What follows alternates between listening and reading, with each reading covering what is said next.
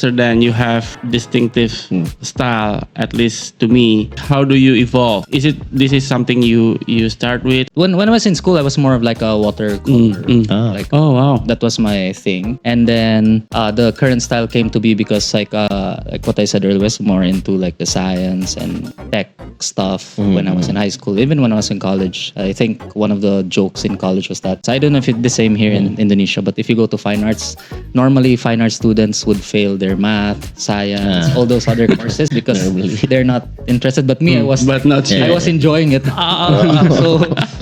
So when I was trying to discover my style, I found out like, okay, this very geometric, angular thing works within my interests, and the old science books I would read more or less would have the same like appeal. And there were a lot of Filipino master artists, like really, they're all dead, but so you're using all the good ratio and everything. Yeah. So trying to put things together that I liked, and the watercolor aspect of what I was doing before, I tried to put it in sort of like the textures, the earlier textures I would do in my work.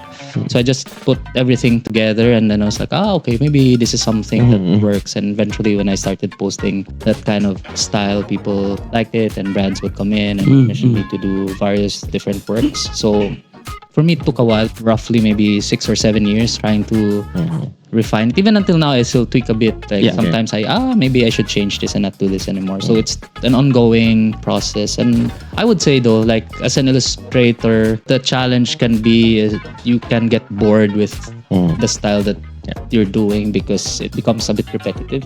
But it's the reason why I like also doing design. Because in design, I can so different. I don't have to have a style. So I just create like an identity work. And if it needs an illustration that's not necessarily my style, I can practice my other skills, hand-drawn illustration or a bit more different. But I tried to separate both because I guess that's a challenge. You're identified with a style, but it's okay. Like, so you can work in that style.